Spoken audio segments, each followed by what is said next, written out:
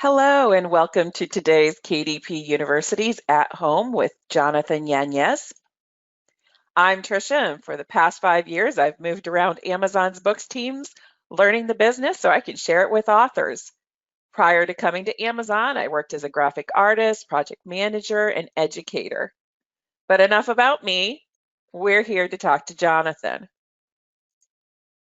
Former personal trainer, now international best-selling author Jonathan Yanez decided to turn to full-time writing because he felt that was his calling and his true passion. Winner of the California Writers Club Jack London Award, Jonathan writes primarily young adult, urban fantasy, and sci-fi books. His work has been optioned for film, adapted into a mobile game, and translated into multiple languages. Jonathan lives in Southern California, where he writes every day and connects with his readers on several social media platforms. He defines himself as a husband to the CEO of their company, and she never lets him forget that, a father to a warrior princess, and a writer, all in that order. Welcome, Jonathan. Thank you. Thanks for having me. I'm excited to be here and hang out with everybody. We're excited to have you. This is a great story, I have to say. And by the way, can I just tell you how much I love the fact that you talk about your daughter as a warrior princess? Thanks. I have to update that too. We had our son come and join us 6 months ago, 7 months ago. So we have a Oh, little, that's I call amazing. him our little bear. He's just like a chubby, Oh, happy, smiley little boy. Looks like a little bear when he's oh, crawling around. So we got two now. congratulations. Oh my Thank gosh, you. that keeps you busy. Oh, We're- for sure. I don't know if anybody out there can relate, but like one was fine and somehow two feels like 10. Yeah, it does. Right. And wait till they're both walking and climbing and getting into trouble. Then it feels like you've got a whole army of them. Oh my goodness. I send caffeine. There you go. Just keep mainlining that caffeine. Yes. Absolutely. Well, I have to say, personal trainer turned author. That's such a phenomenal story. Can you share more information about that? I'm intrigued. Yeah, for sure. So I started off in sales and management right out of college, and I knew that I wanted to write. Like I always loved reading, and I wanted to write. But I also knew that, it takes time to be able to write a book and build a career. So I needed a job right when I got out of college. Um, Hmm. One of the best things my dad has ever done for me, he's done a lot of really great things, but one of the best things he's done is when I was done with college, he's like, hey, I'm going to help you out for 2 months, like help, support you where you get your feet underneath you. He's like, and that's it. Then you're on your own. It's time to fly the Hmm. nest, little guy. He didn't say that last part, but that's what I was saying, like thinking in my head. So I was like, okay. So I got a job like in sales and management. It was starting right on the side. And then I had one of those jobs where it was like just enough, like the carrot was dangled just right in front of me at every like promotion or turn or as raises came and went. So I was in that Hmm. job for 5 years and I was always like, I need to go right. But I was like, oh, I'm so close to this promotion, but I really don't want to do Hmm. this. So finally I just reached a breaking point where I saw what my boss was doing his day to day, and I realized I don't want to do that at all. So I just quit Hmm. one day. It was like a Jerry Maguire moment where I was just like, I'm Yeah. done. I'm done. I cashed in my 401k. I was telling you earlier, I didn't tell my wife when I cashed in my 401k, but quit my job, cashed in my 401k, and I was like, this author thing has to work. There's no other options. I don't have any more money. Like 401k is going to support me until Hmm. I, write my first book and start querying process and all that stuff. And then that's when I started working as a personal trainer part time as my Hmm. author career was taking off. And then I did modeling for a couple of years again as the author career was taking off. And then it was like very, very end of 2017 that Hmm. money now was starting to come in from the author business where I was able to quit my personal training job and then also stop modeling. So a couple things. I mean, that's a whole lot of information and it's a Yeah. great story.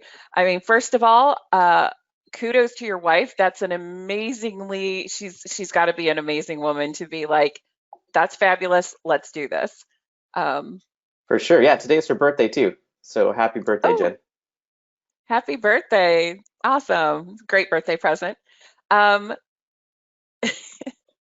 so let's start pulling that apart because there's so much information in there. One of them is how long between, so 2017 is when the money started coming in, but how long after you quit your job to 2017? I think it was 5 years. So I started Okay. writing, I think I published in 2012, started writing like end of 2011, got published in 2012. And then don't get me Hmm. wrong, like some money was coming in, but it wasn't enough to Right. live on. It was like enough like, oh, I'm going to pay like the utility bill, or I'm going to pay for this cup of coffee, or it was enough Right. money to pay for like, like a car payment or something like that.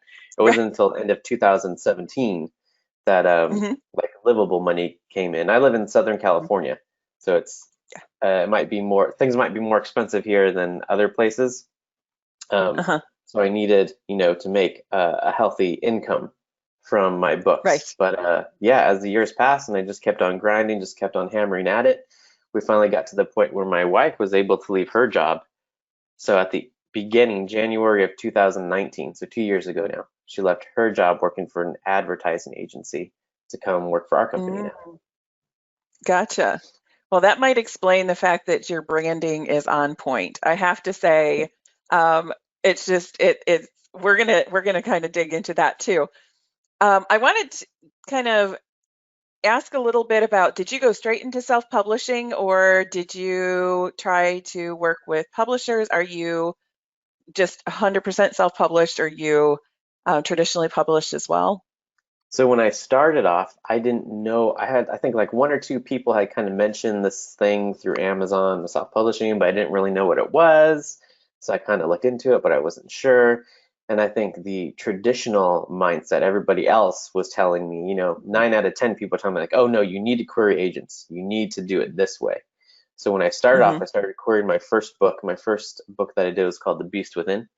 So I started Mm-hmm. querying that, and then I would just query like 20 agents at a time, and then I would wait, trying to look for representation, then do like another 20.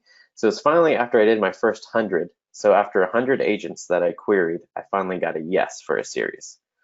So Mm-hmm. I signed a deal with that agency, and I have nothing but great things to say about that agency. For me, it kind of came down to um, the money portion. Like I saw Mm-hmm. my percentage of royalties that I was getting from this traditional published deal, and then I saw how much that they were getting, and I thought to myself, self, you can do this too.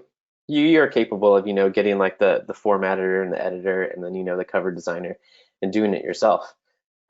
So I started publishing on my own in 2013. I think it was just like the next year that I started Mm-hmm. publishing myself. And then I saw the benefits of doing it that way.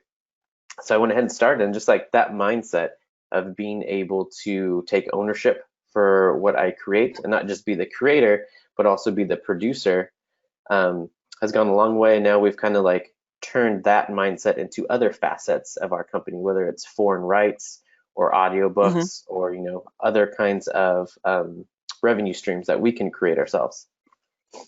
Okay. Um, so let's go back a little bit about what you write. You've released a recent book called, Yes. So Hunters for Hire, I have it right here. Hunters for Hire, Book One, The Suck. Um, no, it's monster hunting, but kind of like with a twist. So think like Joey from Friends. He's a struggling right, model, and he realizes that there's monster hunting, and monster hunting, pays way more than twirling signs on the corner as he's waiting for his next um, gig to go to audition for. right. So male modeling, I want to go back to that for just a second because how much of yourself do you put in your writing? How much of your history? I think a lot. I think a lot, even at times when I'm not intending to. It's me Hmm. coming out on the page, and it's really apparent, especially when I write. So like when I write sci-fi, obviously it's set in the future, so I have Right. to make up more, thinking of what kind Hmm. of technology they'll use in the future. But with this series, like when I write present day, it's all just like stuff that's going on now and happening to me now, and Uh-huh. like I can say like he drove the same type of car that I used to drive. Right. Yeah. It makes it a little easier to pull from experience when you don't have to make all of it up. Yes, I think so. Like I love sci-fi and I love urban fantasy for different reasons. And I've Uh-huh. had people tell me like, "Oh, you can't do both. You have to do sci-fi and just stay in your genre, or you have to do urban fantasy and just stay in your genre." And I Hmm. think that when you maybe cultivate a brand around only one specific genre, that might be true. But thinking Hmm. long term, if you can cultivate a brand around a community of readers, then you don't have to just stay in one, tiny genre.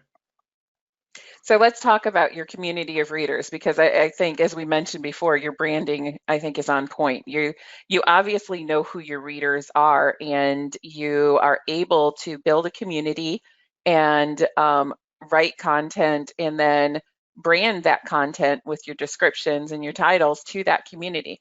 Tell us a little bit about that. Yeah, so what I think what some authors do, and it's not right or wrong, but my Mhm. wife Jen and I were just kind of looking at like a long-term strategy for things.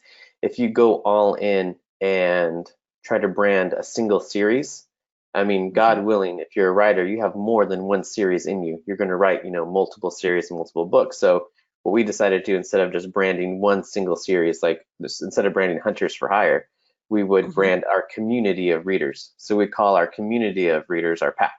It's our wolf pack. We love Mhm. wolves. There's a shirt that I'm wearing right now. I'll stand up so you can see it.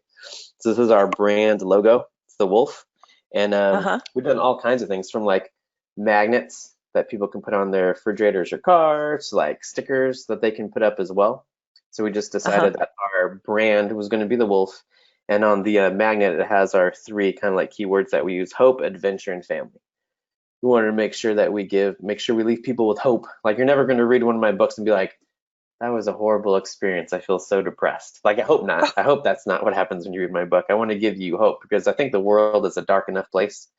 Mhm. Walt Disney has a quote that he said that the world is a dark enough place he doesn't need to add to it. So I've thought about Mhm. that a lot. So for sure, my characters are going to struggle and there's going to be sacrifice because that's life. But Mhm. at the end, I'm going to give you hope. And the other two words are just adventure and family. Because then that's what people read books or watch movies because they want to escape. They want that Mhm. adventure. And the family is Mhm. going to bring us together like a community of readers. Like there's readers that I get emails from like Israel to Spain to Finland. Like there's more people out there like us than I think that Uh-huh. sometimes, yeah, than sometimes we even realize. Right. And it's finding that community, identifying who you are as an author, identifying who your reader is, and then being able to reach that reader. And like you said, it takes time. I mean, it took you 5 years from start to when you started being like, okay, I can make a living at this. A couple other things. Your talked a little bit about your international audience. Now, you have your books are translated into multiple languages, right? Yeah, so we started off in Germany. So we have our translations in Germany, and now we're Hmm. looking into possibly going to France. And that's been Nice. another thing, just kind of taking that same mindset that KDP helped me understand is that you Hmm. don't need anybody else's permission. For a long time, I thought, and sometimes I still struggle with that. Like, I feel like I need somebody to see value. And that's almost Hmm. kind of like what gatekeepers are in publishing. Like, you have to submit, bring your little offering before the king and queen and hope that they'll deem it worthy that, like, yes, my child, we shall publish your book. But you don't need that with KDP. You can put your work out there and then let the readers decide. Hmm. And so we've taken that same aspect with foreign rights. For a long time, I thought I needed a foreign publisher because that's what everybody does. Everybody tells you, Hmm. oh, you can't do it yourself. You need an agent who has all the ins to be able to do this. And I fell down that rabbit hole again. I fell on my face. You think I would have learned, but I fell on my face again. And just for like a year, maybe even 2 years, I was trying to figure out the foreign publishing game until I Hmm. decided again, like, why am I I'm doing the whole thing again, right? Like history is repeating itself. I'm querying all these agents. Why am I querying agents when I just do it myself? So we Hmm. started doing it ourselves last year in like beginning of 2020.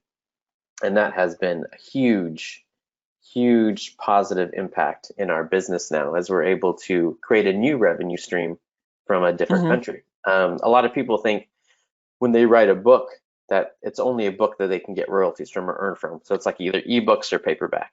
But when you write Hmm. a book, it's more like you're slicing up a pie.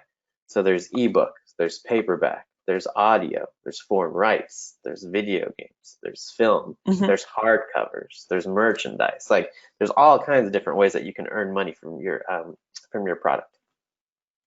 Right. So let's talk a little bit about when you figured out that you can self-publish. How do you who do you work with, or not necessarily who, but how do you find a translation service, or how do you, because I'm going to assume, maybe erroneously, that you don't speak German. No, no, no. You assumed correctly. I know some words now since we're in Germany and we have German fans emailing and stuff like that, Uh-huh. and I still use Google Translate to like respond to them, but I can recognize a few more words. Okay, so how did you do the translation? How did you find a company to work with to do that? I'm assuming you Yeah. didn't Google Translate the book. No. So I did use Google though. I went onto Google and just started searching around, right? I feel like Okay. there's an old saying, you might have heard this before, that you can have it good, fast, or cheap, but you can only have two. Hmm. Right. So doing it yourself, you can do it good, and you can do it like cheap, or with a minimal investment to put behind it, but it's Right. not going to be fast because it's on you. Start Googling and searching translators and sending out emails and trying to find the right people. And then once you do Hmm. find the right people, you have to get quotes, then you have to check their references. So it's a Hmm. long journey. I Hmm. understand now. I've always wondered why some people hit a certain level of success and then it's almost like they stop, or you don't hear from them anymore, or they kind of just disappear. And I Hmm. understand now. It's because it's so much work to reach different levels of success. And after a while, sooner or Hmm. later, people just get tired and they don't want to do it anymore. So now we've Right. done, as my own company, we've done like books and we do foreign rights. And now I'm looking at France. I'm like, France is just going to be so much more work because it's going to be the same thing all over again. It's going to be like spending the hours and the time of vetting translators and proofreaders and stuff like that. So you kind Right. of have to ask yourself, like, is this a path that you want to go down? Right, right. Because it's not a word for word translation, right? My Right. understanding is it's translating the language, but also certain scenarios or certain colloquialisms that we use in the US are not going to translate to a foreign country. Right, exactly. It's a lot of work, and I'm super grateful for the translator that we do have, and for our beta readers that we have. I'll give a shout out to our group. Our community on Facebook is called Jonathan's Reading Wolves, and there are Uh-huh. German native speakers in there who are gracious with their time to look over our translations, like a Hmm. beta team to read through the translation, see if there's anything else that they can catch. Nice. Okay. The other thing that you talked about was, and this, we're getting loads of questions for this. People are waiting for this information. Your rights for TV and video game. How do Yes. you even start doing that? So it's well, it's a big. I'm thinking of how to That answer that is a big question. I'm like, it is question. a lot of information. So I'm going to try to Right. give you the information that you want with as few words as possible, because we could talk just like a whole conversation just on this. Uh-huh. So with film, I have been approached twice now to Hmm. turn my books into TV shows or movies, and they gave me an option. So at first, I didn't even know what an option was, but are you familiar with that term? I am, but can you explain it? Because a lot of our audience isn't. Sure. So an option, it sounds great and is really cool. And I think if you get option fulfilled, that's amazing. You should celebrate that. Got to celebrate your wins. But all an option really means is that they hold the rights to possibly, maybe, perhaps, someday, if they deem it fit, to turn your book into a film adaptation. So basically, it just Hmm. means like, oh, this kind of looks cool. Let's hold on to this to see if maybe we'll do anything with it. So the two options that I have had, nothing's come of it yet. Again, it sounds super cool that your work was optioned for film, and I, definitely celebrated when it happened. But it's not Uh-huh. a promise that it will be made into any sort of show. And then with the video game, I was talking to one of my friends from Low Carb Media who has already created apps in the past. And I told Hmm. him, what if we created a game off of one of my series, one of my better selling series, Gateway to the Galaxy? And Hmm. he already knew how to create apps. So he contacted and partnered with some coders, some people who knew Hmm. how to code different games. And we've been working on that. And that's taken a long time too. And that goes back to the Yeah. conversation of just kind of like at every level, at every step, it's kind of like, oh, this is why I feel like some actors, they act and then they fall off and you're like, whatever happened to that guy? Or even writers, like whatever happened to that person? It's because I think they worked so hard to get to where they were. And then they see kind Uh-huh. of like that next step and they're just like, oh, I need a break. That's going to be so much work, so much time. So Right. now 2.5 years into the video game. So we've been working on it for 2.5 years, creating this whole Oh, mobile wow. video game. It's finished and it went to betas. So our beta team tested it out to see if they could find any bugs on the video game on the app. And then our main coder got COVID. Oh, So he was out. He's healthy now. He's healthier now, but oh, he was good. out for a few months. And then Yeah. there were crazy fires where he lived. So he was out for a few more months. So it was just kind of like Oh, this no. perfect storm that set back the game like another 6 months. But we're Hmm. right there. We're like right there at the edge of already having a finished game, of already having it beta tested.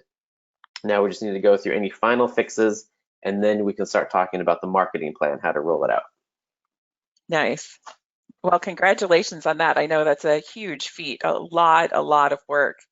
It was it's been a long road. I have a problem. I'm just going to admit to you. My problem Okay. is I always say, how hard could it be?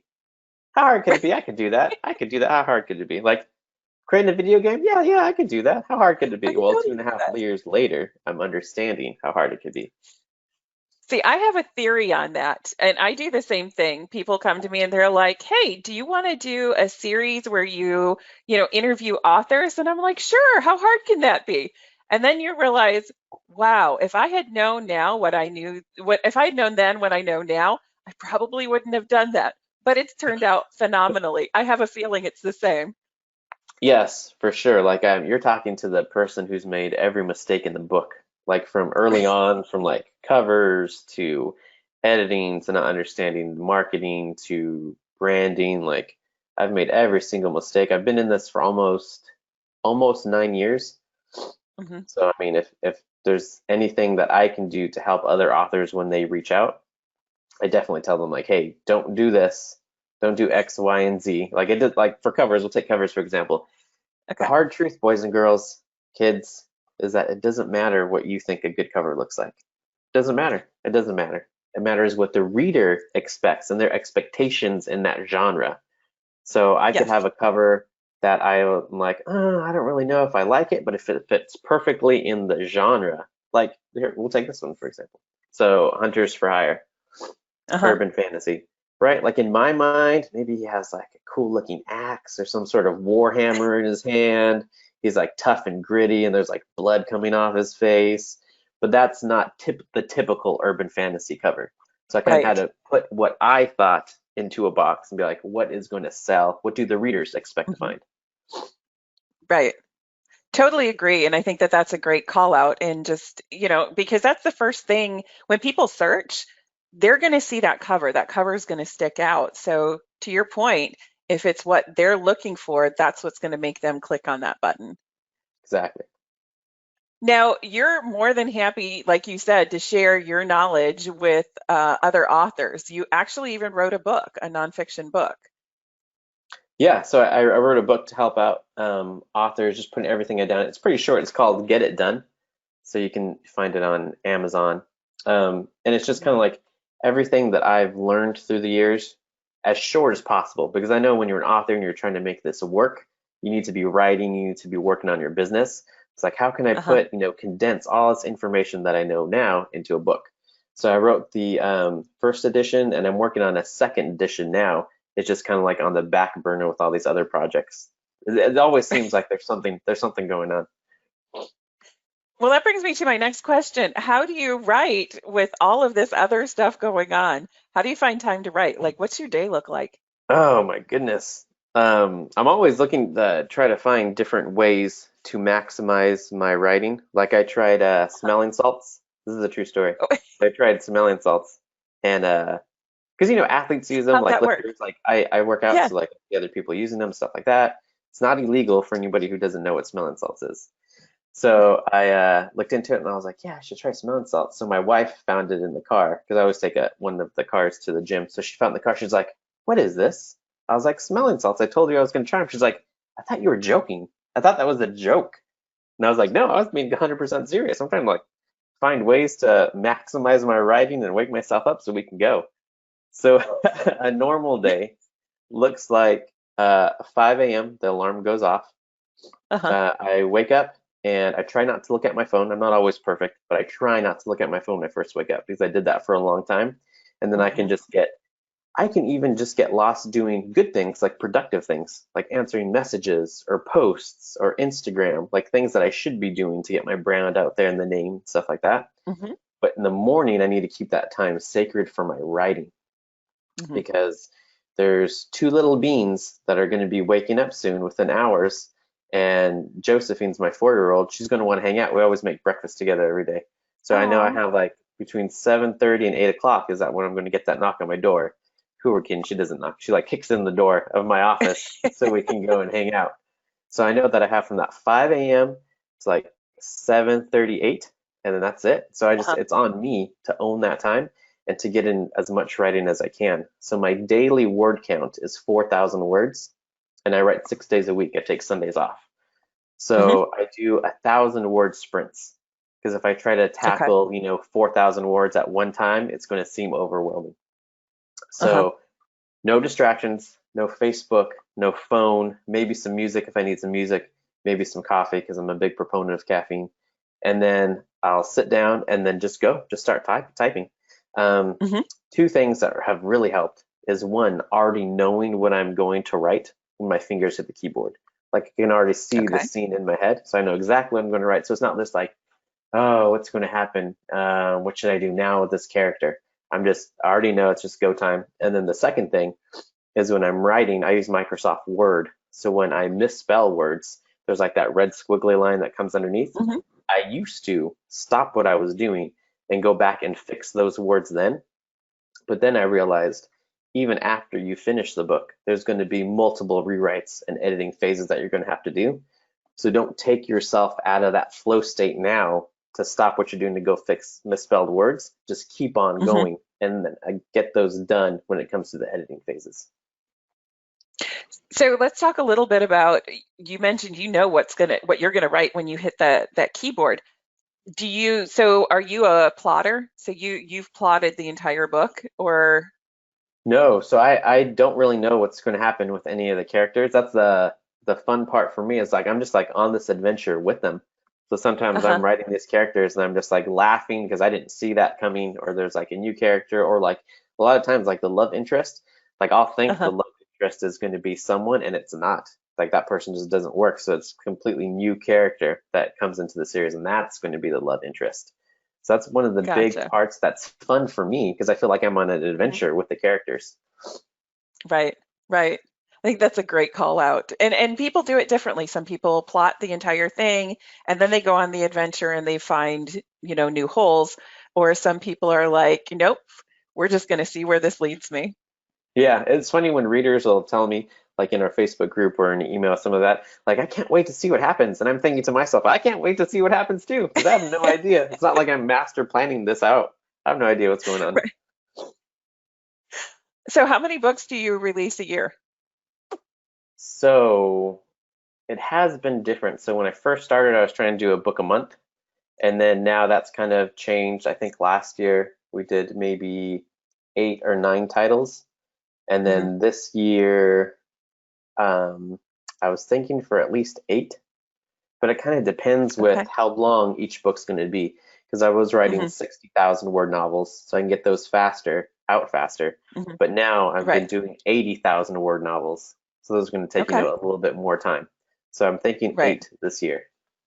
Okay. All right. All right.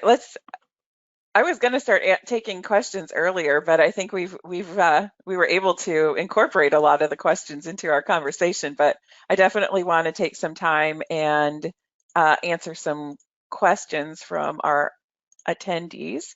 So if you want to give me just a second, let me see if I can grab some. So Curtis wants to know, how did you learn to write? I think just reading a ton. Like I went to college and I was an English major, but that's Uh-huh. not a whole lot of. If anybody's English major, that's not a whole lot of actually like learning how to write. For me, my English major experience was reading a lot and then discussing what you read, not necessarily. It wasn't like creative writing. Like if I had to go back and do it all over again, I probably Hmm. should have gone to school for creative writing, not just my English degree. So I Right. guess just a ton of reading and practice, practice. I think that's a great call out. A lot of the authors that we talk to talk about that practice, that first book, they look at that first book now and they're like, "Ee," and some of them have gone back and rewritten it, things like that. So, do you find that your writing has changed significantly over your 9 years? Yeah, yeah, almost 9 years. I think in May it'll be 9 years. So what I've noticed too is I feel like many writers, including myself, were really hard on ourselves on our own writing. Mhm. Like after I write something, I don't even want to read it again because the fun part for me is over. Like I already know what happened. The fun part for me is going on that adventure, and then going Right, back is just like, oh, I don't want to like look at what I read because what happens if it's not good enough? I think we all right. have that little voice in our head to some extent, to one extent or Yeah. another. But then there'll be Hmm. other times well, I'll go back and read something that I wrote maybe like last year or 2 years ago, and Hmm. I'm thinking to myself like, "Whoa, this is really good. This guy knew what he was doing. This guy had it together. Like, this is some good stuff." I'll be like laughing as I read something years ago. But I think for Uh-huh. those books that you're working on now, you're just so close to it, and you're so hard on yourself for what you're writing Right, now that when you give it some time and take a step back, and then you can look back, there'll be those times you're like, "Hey, this is not bad." right, right. So we've gotten a couple more questions about the movie options and or the TV options. And I think that the questions are revolving around the fact that when you when you created the contract for the option, there's a lot of different flexibility with those, and it's a lot of negotiation just even for the option, correct? So like whether or not you have the ability to help write it or do the writing when it for a screenplay. Can you Yeah, talk a little so bit about one that? thing Sure. One thing that I've realized in business in general is that Hmm. there is a lot of room for negotiation. So I think a lot of people don't like negotiation or they feel awkward or uncomfortable. So they'll just sign Hmm. whatever they're given, thinking this is the norm. But everything is open for negotiation. There's a Hmm. book. I don't really read books twice just because, again, I feel like I have a good handle on it. I know what's going on. But there's a book that I've already listened to. I listened to audio twice, and I'm going to do a third round just because it's so good. It's by Chris Okay. Voss. It's called Never Split the Difference. And he was a Uh-huh. FBI negotiator. And he does a really good job of like teaching you how to negotiate. And interspersed in his novel are like actual scenarios that he went through, like talking to bank robbers and kidnappers and things like that, and how it all Uh-huh. worked. So I would encourage people when they get contracts to realize that like negotiation doesn't have to be conflict, it doesn't have to be awkward, it doesn't have to be an Mhm. argument. It can just be a conversation. Right. Right. I think that's an excellent point. Um, so we have a lot of aspiring or new authors, and they're asking about what are if you had 5 things that you would tell a brand new author to do, what would they be? 5 things. I would tell authors, don't be so hard on yourself. Give yourself time because we're all going to make mistakes. We're always going to fail, but embrace that. Embrace that failing because you learned. So it's not just like, Hmm. oh, this book it didn't do well. Well, if you know why it didn't do well, then you learned something. It wasn't a loss. So don't be hard on yourself. I would say, just going back to like the covers, like make sure that when you're releasing a book, you're not Hmm. so close to it that you think like, oh, well, my main character has dark hair, a tattoo like this, and he looks a certain way, and he has this cat, so I have to put the cat on the cover. So it doesn't, you don't need to try to fit everything on the cover that makes sense in your mind in your book. You want to make sure that the readers that are scrolling, through Amazon or looking for their next book, that it's going to be eye-catching and meet their expectations for what they think is appropriate cover for your genre. So that's two. Hmm. I would say make sure that you take care of yourself. I see so many authors burn out. I'm not going to name any names because we're not going to pass judgment here. It's not what this KDP Right. University is about. But Not at all. there are authors that I see who maybe just don't take care of themselves, and then I see them Mhm. crash and burn. They just disappear. You don't know what happened to that person. And they're talking Right. about like depression, anxiety, just because they're forcing themselves to be behind the computer like nonstop for 12-hour days. So give yourself some grace. Get outside, try to Hmm. eat a little bit healthier, get some exercise. Like don't put so much pressure on yourself that you have to get the book done. That's three. Another thing I would say is invest. So early on, I would get my royalty statements and I would be like, yes, now I can go buy, like groceries for my family, or like early on it was, just the gas in the car. And I was Uh-huh. missing the key where I should have got that money and put it back into my company instead of like spending Hmm. it to pay bills. So that's what we do now. So now when we get paid from, Amazon each month, we're able to take a portion and invest it back into our company so we can grow even more. And let's see, Hmm. number five. I think number five would be don't stop learning. So whether I think it's that's. right, like an audiobook in your Yeah. genre that you can listen to from an author that you respect and you think does it well, or maybe even a nonfiction book like in business, like Chris Voss has Never Split the Difference if you want to get better at Hmm. negotiation. Like right now, there's no reason not to be able to learn, especially like with audiobooks, because like I'm super busy, but I mean, I still got to mow my lawn. I'm still driving, my daughter to the gym. So on the way Uh-huh. back from the gym, I can listen to an audiobook, or while I'm doing laundry, I can listen and just keep on learning. I think those are amazing, and I totally agree with the last one. I'm a big proponent of you're constantly learning new things and identify one or two things that you want to add to your business and then learn about them.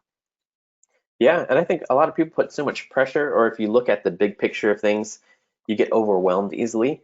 So Yeah. you could just break it down, right? So maybe you'll try to find a book today that you think that would help Uh-huh. your career, and then you don't have to like have a deadline, like, oh, I need to listen to it or I need to read it all today. Like do like a chapter today and do a chapter tomorrow. Because I'm a big proponent too, that progress is progress. Like there's so many things in the gym that relate to writing. Like if I just wrote a Uh-huh. chapter a day, that's still progress. If you just, did two push-ups, that's still something. That's still progress. That's how you start. Right. Right. So we have questions, and we always get questions about beta readers. Everybody's really interested to where you find your beta readers, and then do you reward your beta readers, or how do you reward your beta readers? Yeah, so you can get a good idea if you go to our Facebook group, Jonathan Yanez's Reading Wolves. You'll see our community in there. And how I find my beta readers is just from that. So you got to start a community somewhere, whether it's an email list or a Facebook group, or Hmm. maybe it's like an Instagram. So start your community, and the way that you can find these readers is at the beginning and end of your books. You invite them to join your community, again, whether it's an email or Facebook group or whatever you want. And then that's where you can find your beta readers. So over time, slowly, these people start, filtering, finding you. And you'll know that they're the right type of people because they're the people who have found you through your book, because they've either seen Hmm. your invitation to join your community at the front or at the end of your book. And then that's where you can slowly start to get your betas from. And again, it doesn't happen overnight. Like nothing that Hmm. lasts is going to be quick. Rome wasn't built in a day. So you're going to Yeah. have to spend some time, putting out some books, spend some time. And another big thing is just making sure that you have a real relationship with these people. Like these are actual real people on the other side. Right. Like I could list off all kinds of names from Karen, Drew, Charlie, Kevin, Luis, Lauren, like all kinds of different people that I know who are readers. And they're not just readers in my mind, they're friends now because we formed this community. Hmm. And I think that that's a great call out is having that emotional investment with the beta readers, I think is really important. Oh, for sure. Like I think of myself all the time as I'm going to get dramatic, as a gladiator in the arena. So I'm in the arena, like working, struggling in the sand, sweating, and everybody who is watching is my group. And they're not just like, Yeah. booing me, like they're cheering me on. And I'm Right. working and writing for them because they're the people who are going to be reading my book at the end. So I want to give them what they want. I want to create a Hmm. community that we can all enjoy. Right. Right. So we have a question. What's the most cost-effective promotional tool for YA fantasy novels or series? Cost effective promotional tool. That was Yeah, the so verbiage. yeah, they say other than cover reviews and description. Cost effective. I mean, would ads fit in there? What's the most effective Sure. promotional tool? I definitely think that you should be investing in ads because that's how you get your product or your book in front Hmm. of readers. So I know with our company, we primarily use Facebook and Amazon ads, Hmm. and they're able to target people who would be interested in your book. So you can Hmm. get the right eyes on your ads, and then it's kind of up to you. That's where the book cover comes in, and that's where the Hmm. blurb that you write for your book cover comes in. So you have to, Yeah. spend some money in ads to get the right eyes on your book, and then it's kind of up to you. Did you do a good job with your cover and your blurb to get that person then to buy your book? Hmm. Do you use a formula for your blurb? I noticed I went in and checked out some of your blurbs for your books, and sorry, a little bit of a stalker before I interview, but so your new release, the blurb, I think was really catching. Can you talk about how you develop those? Yeah, so I wish I could tell you that there's, I guess I do have a secret weapon. So my secret weapon is called my wife. So Jen does all that because that's what she did at her Okay. advertising agency.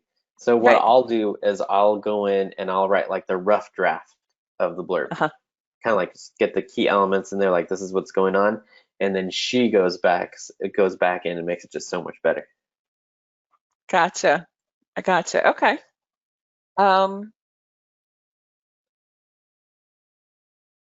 think we talked about some of these questions that are coming in. While you were looking, I think we were going to give a shout out to John, right? Shout out to Oh John. yeah, Yeah, we my were talking husband. earlier. Yeah, Yes. we were talking earlier. Yeah, we were talking. All right, so the necklace came from him for our anniversary, so two thumbs up on that one. Definitely. Yes. Thought John should get a shout. We've been talking about Jen a lot, my wife, so we gotta include John too. We, yeah, talk about my husband. All right. Urban fantasy versus magical reality. What's the difference? Urban fantasy. I don't write magical reality, so I can try. Like Hmm. I'll give this my best shot. I know Okay. urban fantasy is very tropey with magic that exists in our world. So Uh-huh. it's, werewolves and vampires and those monsters that go bump in the night. And that's what I write. Right. Magical Uh-huh. realism. Yeah, I'm not even going to try. I'm just going to be honest with you and say Okay. that I don't know. I don't know. I That's don't not know the your genre, difference. Yeah, I have. and that's okay. I've heard. I feel like I've heard the term before, but I haven't Uh-huh. read a lot of books that would define themselves as magical realism. So I'm not sure. Right. So I'm just going to be honest with you and say I don't know. Good. Honestly, that's the best way to do it. So we Yeah, don't know. for sure. We don't know. Yeah, I've All right. seen people who have a hard time saying they don't know. So then they'll kind of Yes. like stumble with their answer, and then it's super convoluted, and you don't even really know what's going on. And so Right. I just rather give you one of these. Uh, nope. I got nothing on that. And I think that that's okay. I think some people feel, authors feel like I have to be knowledgeable about everything. But I think to your point, if you follow your passion and those stories that you have in your head and you start following that, that's where you're going to find success because that's where you're going to find your reader base that you relate to. Would you agree? Yes. Okay. I think we answered that one.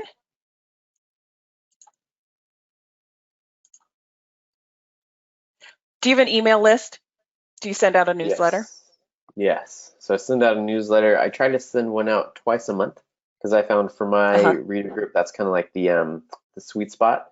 So every other week. And one thing that I've been trying to do more is not just announce things in my newsletter like, hey, I have a new book or hey, I have a new audiobook, but make sure that I can put Uh-huh. like a note to the reader in there of like either something that's going on in my life or just like tell them what's going on, give them more background information in a book.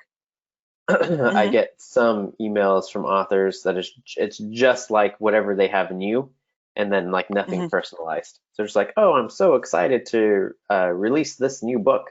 Here's a synopsis. Go buy it. So not that that's wrong if that's what you want to do, but I try to do more. I want to do more of like a personalized feel. So it's like a note Hmm. of like what's going on with my daughter or how much poop I'm picking up these days because my little 7 month old is pooping. My 4 year old, needs to be checked. She needs to get checked when she's done. Somebody please Yep. check me. 2 dogs. We have a cat. So, something like that that just everybody can kind of relate to who has even had pets, who even had kids. Like, oh, I remember those times. Because I think those common bonds kind of bring us together and that helps form our community. Uh-huh. Okay. So speaking of community, social media is a big thing for you. What platforms do you use? So we started using Facebook early on. So we started building Hmm. our readers group there. And then during, I live in California, so during the shutdowns for COVID, I thought to myself, I need to use this and look at this as an opportunity. I can't just like focus on the negative. So I thought to myself, what can I do to invest more time in building our community? So I started using Instagram. I had used Instagram off and on throughout the years. I think I had maybe like 600 followers. Hmm. Wasn't a very consistent in posting. Right.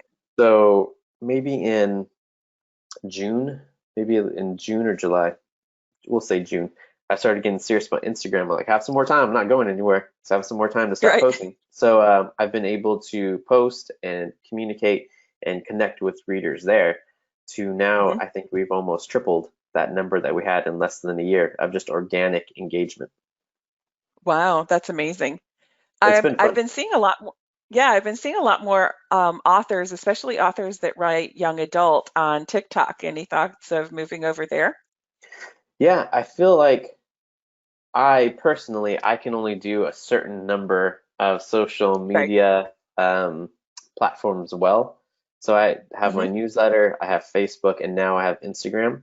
So I don't think that I will be going to TikTok anytime soon. Not that it's bad, just because I feel like I'm pretty Right. maxed out at this point. Right. But I have heard the Uh-huh. same thing. I've seen some authors finding some success on TikTok. From what Yeah. I understand, though, TikTok is, maybe you can tell me, it's based towards like a younger audience, maybe like It is. teens and 20s, maybe. I don't know. The Gen X seems to be making a comeback on TikTok and taking that over a little bit. So I don't know. It's I think Yeah, it's a new and interesting thing. right. Yeah, I'm a believer in never say never. So I'm not gonna say like I'll never get on TikTok. Just Right. right now, I'm pretty maxed out. Yeah. Right. So I think that that brings up a really great question. Some authors, when they reach that point where they feel like they're maxed out, they hire a new team member to help out. Like the team member will take over managing what their social media or something like that. What are your thoughts on that? How are you handling that sort of thing? Because it sounds to me like you're like, nope, I'm going to focus on this, and this is where, where I can go with this. Yeah, so we have three people pretty much on staff Hmm. with myself, with my wife, and then we have an assistant that all helps Hmm. manage the social media aspect. But you're right. I keep on thinking about, especially going into foreign rights. And now Hmm. as we kind of like look towards the future and publishing, producing our own audio, I'm thinking to Hmm. myself, like, man, we're going to get maxed out soon. Like there's only so many hours in the Right. day, and we have two little ones at home. And Right. we're a big believer in balance. So Uh-huh. we've definitely gone sides where like we're working way too much, and we keep on just trying to reassess and figure out what our work day looks like. So right now, I Right. wake up at 5 and then I work till 1, 5 to 1. That's my time to get in my work. And that can Uh-huh. include, take dropping off my daughter at gym in between sprints or in between work or going to the gym myself. And then my wife will work from 1 to 3, so she has 2 hours of just dedicated time. And then she also works at night because she's a Okay. night owl when I'm the morning person. So, she'll be Right. up late working. So that's our schedule right now, and it seems to be working. But you're Hmm. 100% right. Like as these audiobooks start to be developed, and as we look towards the future in foreign rights, and there's even a conversation about us possibly producing our own film because we're always looking to kind of like what's the next thing. Like we're going to have to Right. bring, somebody else on board to help out. Right. Right. To help out. I think that that's to your point, as you were mentioning, you reach that certain level and then there's just so much work that needs to happen in order to bring it up to the next level. And that's where that challenge is. And there's nothing wrong with saying, "Hey, we're comfortable at this level and this sustains our business. We can function at this level and we stay here." Yeah, I think that's just like a mental sickness that I have because I'm just always thinking like, no, we can go into France. What if we produce our own film? Because like right now, that's the next thing. That's the next gatekeeper. So right now we can produce our own audio, we can produce our own books, we can do our own foreign translation.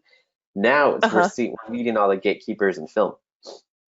Just not Right. getting like getting the emails ignored, people not taking Yeah. meetings as we look towards different film deals. So I'm thinking to Uh-huh. myself, here we go again.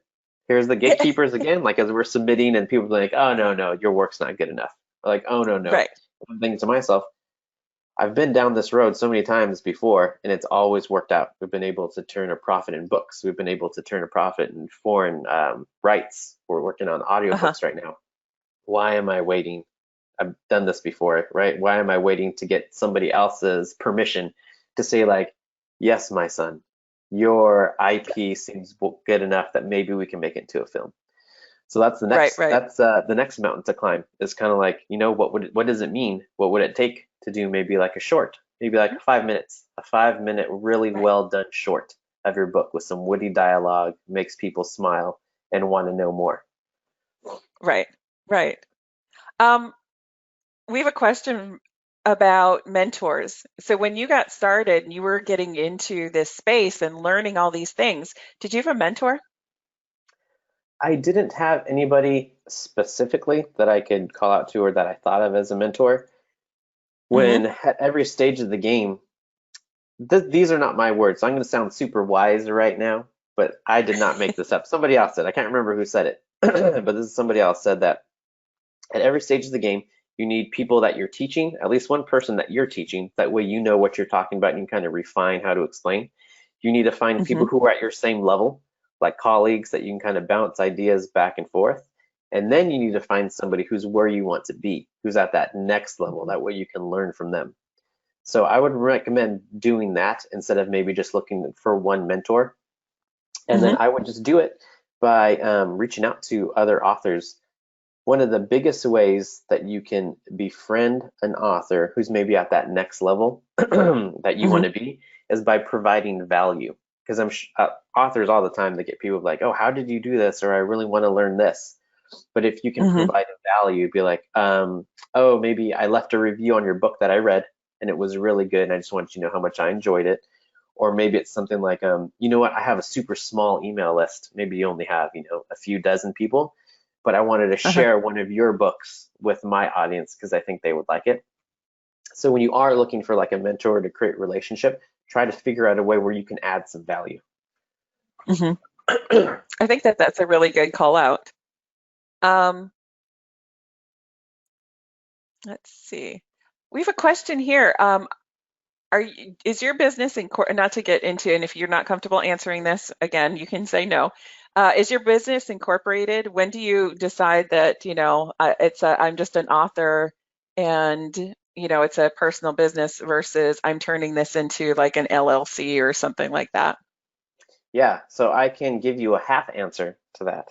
There are no secrets with me. I was telling you before, like if I feel uncomfortable saying something, then I'll maybe just like make something up. But no, I'll tell you the truth. So with our company, we are incorporated, and there is a certain Hmm. dollar amount. I'm not going to name the dollar amount because I don't remember. Hmm. I don't know if it was a Hmm. thousand or $10,000. Probably not 10,000, but there's a certain dollar amount that once you start earning, once you hit, that you should report. So then that's when we Uh-huh. started filing our own paperwork and setting up our own business. I'm sure, like with a quick Google, you can see like, oh, if I earn Yeah. $1,000 or $5,000, that's when I need to, file the paperwork. Uh-huh. Okay. We have a question about audiobooks. So you've been talking a lot about audiobooks. And from what you're saying, I'm guessing that you're self-publishing your own audiobooks. Who do you publish that through? Right. So in the past, we've worked with Podium, we've worked with Audible Studios. Hmm. Now we're working with Findaway. Hmm. But with being able to write as quickly as I'm able to write, we can explore different avenues, right? Because I'm Hmm. always asking myself, like, is there a better way that I can do it? Is there a better way that I can, get my product in front of readers? So nothing Hmm. bad to say, all great things to say about Podium, about Audible, and now about working with Findaway. But we just have so much content, especially now because I've been writing for almost 9 years, and at the pace that I write, I have multiple back series that I can, now bring to the forefront and get in audio. So we just decided like, hey, now that we have, different series with different audio producers, what would it look like if we produced our own audio? Like that might be Right. fun. Sounds like a lot of work, and it has been a lot of work, but it's been fun, like discover process and falling on our face and figuring things out. So we're in that process right now with the Hunters for Hire book that I showed you. Uh-huh. Book one already has a narrator signed. He's awesome, and he's working on it right now, and we're hoping to Hmm. release that book next month. Awesome. Any thoughts on you narrating your own book, or was that like just not even we're gonna find somebody? So I've thought about that book, the nonfiction book that we were talking about, Get It Done, that short one for Uh-huh. authors.